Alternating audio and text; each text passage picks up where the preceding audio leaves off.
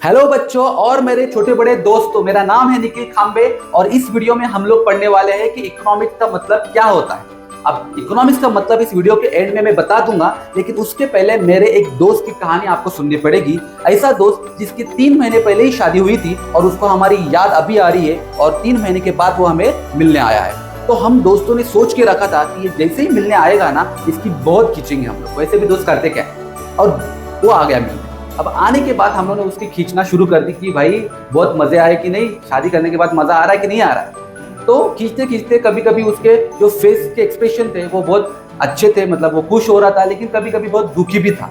तो जब जब दुखी होता था तो हम लोग थोड़ा कंफ्यूज हो जाते थे कि ये शादी करके खुश हुआ है या दुखी हुआ है। तो हम लोगों ने थोड़ा मजाक स्टॉप कर दिया और सीरियस हो गए। वैसे तो बॉयज सीरियस होते नहीं है, लेकिन दिल पे पत्थर रखकर हम लोग सीरियस हो गए और उसको पूछना चालू कर दिया, बता क्या प्रॉब्लम है। तो उसने अपनी राम कहानी बताना शुरू कर दी। बोला यार देख, एक तो हम लोग कॉमर्स ग्रेजुएट स्टूडेंट, 10 साल लगता है हम लोग को 40,000 रुपये महीना कमाने के लिए। 40,000 रुपये कमा तो रहा हूँ मैं, लेकिन तुझे तो पता है हमारा खुद का घर नहीं है, तो रेंट जाता है 12,000 रुपीज़। मंथली किराना स्टोर का जो खर्चा है वही जाता है 5,000 से लेकर 6,000 रुपीज़। और तुझे तो पता है कि मेरे माँ बाप थोड़े अभी एजड है, तो बीमार भी रहते हैं, इसलिए उनका मेडिसिन का खर्चा 2-3 हज़ार रुपये चला जाता है। और इसके अलावा तुझे तो पता है कि मेरा भाई पढ़ रहा है, तो उसका पढ़ाई का खर्चा भी मुझे ही उठाना पड़ रहा है। और अब बहन की शादी भी करनी है, तो उसके लिए थोड़ा फंड भी इकट्ठा कर रहा हूँ मैं। और इसके अलावा तुम लोग को तो पता है कि अभी शादी होने के बाद घूमना फिरना, होटल में जाना, खाना खाना, मूवीज देखना, इसके ऊपर तो कितना सारा खर्चा हो जाता है। मेरे पास जो इनकम है उस इनकम में ये खर्चा मैनेज ही नहीं हो पा रहा है। अब दोस्त की ये दुख भरी कहानी सुनकर हम लोग थोड़ा शांत बैठ गए और थोड़ा सीरियसली सोचा। और मैंने बताया उसको कि देख, एक तो प्रॉब्लम क्या हो रहा है कि तेरी जो इनकम है वो लिमिटेड है, 40,000 तू मंथली कमाता है, और जो तेरे खर्चे है वो अनलिमिटेड है। अब तुझे क्या करना है कि जो भी तू इनकम कमा रहा है ना, उन इनकम को ऐसे इस्तेमाल कर कि तेरे जो भी एक्सपेंसेस है वो मैनेज हो जाए। वो बोला नहीं समझ में आया। मैंने बोला देख कि जो भी तेरी इनकम है, ठीक है, वो लिमिटेड है, वो तुझे पता है। तो वो लिमिटेड इनकम को तो सबसे पहले तू क्या कर, तेरे food, shelter, cloth, education, health, इसके ऊपर खर्चा कर। और इसके बाद भी अगर तेरे पास कुछ पैसा बचा ना, तो क्या कर, अपने एंटरटेनमेंट्स यानी मूवी देखना, रेस्टोरेंट में खाना खाना, घूमना फिरना, उसके ऊपर खर्चा कर दे। तो बराबर क्या हो जाएगा, तेरी इनकम और तेरे एक्सपेंसेस मैनेज हो जाएंगे। वो बोला यार हाँ रे, देख इससे तो तेरा घर भी आराम से मैनेज कर पाएगा। वो बोला हाँ यार बराबर बोल रहा है तू, अब मैं यही करूंगा, पहले इसके ऊपर खर्चा करूंगा, food, shelter, cloth, education, health, जो मेरी नीड है उसके ऊपर, और अगर पैसे बच गए तो मैं मेरे वांट्स के ऊपर खर्चा करूंगा। मैंने बोला हाँ भाई तू अभी सही बात कर रहा है। अब ये जो आपने स्टोरी सुनी है ना, इसी स्टोरी से रिलेटेड हम लोग इकोनॉमिक्स की बात करते हैं कि इकोनॉमिक्स क्या होता है। देखो ये जो मैंने उसको बताई ना कि भाई तेरी इनकम लिमिटेड है, तेरे एक्सपेंसेस अनलिमिटेड है, उसको तो अल्टरनेटिवली यूटिलाइज कर और मैनेज कर अपने खर्चों को, यही इकोनॉमिक्स होता है।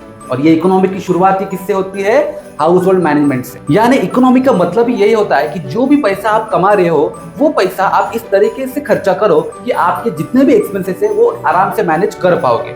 यही इकोनॉमिक्स है। और इकोनॉमिक्स को मराठी या हिंदी में अर्थशास्त्र बोला जाता है, यानी जिसमें अर्थ का मतलब होता है मनी और शास्त्र का मतलब होता है नियम, यानी पैसे के नियम। तो अर्थशास्त्र यानी पैसे के नियम, ये अगर आपको पता चल गए तो आप आराम से इकोनॉमिक सब्जेक्ट को समझ पाओगे। इतना तक समझ में आया। लेकिन ये जो अर्थशास्त्र या इकोनॉमिक्स है, इसकी डेफिनेशन यहाँ तक ही सीमित नहीं है। अगर हम लोग बात करते हैं कि गवर्नमेंट हो गया, या कोई गांव हो गया, या कोई डिस्ट्रिक्ट हो गया, कोई सिटी हो गई, कोई स्टेट हो गया, इनकी भी इकोनॉमिक होती है। या फिर कोई अगर बिजनेस पर्सन है या कोई बिजनेस भी है, उसकी भी इकोनॉमिक्स होती है। जैसे फॉर एग्जांपल हम लोग बात करते हैं कि हमारे देश की कोई विलेज हो गया, डिस्ट्रिक्ट हो गया, स्टेट हो गया, सिटी हो गई, या इवन हमारा देश की बात करते हैं, तो इन सब अथॉरिटीज को टैक्सेस, पेनल्टीज, फाइन के फॉर्म में इनकम आती है। और यही इनकम ये लोग क्या करते हैं, पब्लिक के ऊपर खर्चा कर देते हैं, पब्लिक को जितनी भी नेसेसिटी चीजें हैं वो प्रोवाइड करने के लिए। तो ये भी इकोनॉमिक है, क्योंकि यहाँ पे भी इनकम क्या है, लिमिटेड है, और एक्सपेंसेस अनलिमिटेड है, तो उनको भी मैनेज करना पड़ रहा है। और अगर बिजनेस के इकोनॉमिक्स की बात करेंगे तो वैसे भी बिजनेसेस क्या करते हैं, गुड्स एंड सर्विसेज का प्रोडक्शन करते हैं। और वो गुड्स एंड सर्विसेज का प्रोडक्शन करने के लिए उनके पास भी लिमिटेड रिसोर्सेज ही अवेलेबल होते हैं, और वो उन लिमिटेड रिसोर्सेज का अल्टरनेटिवली यूटिलाइज करते हैं, और जो भी रिक्वायरमेंट है प्रोडक्ट्स की लोगों को, वही प्रोडक्ट्स बनाते हैं। और ये भी बिजनेस की इकोनॉमिक्स है।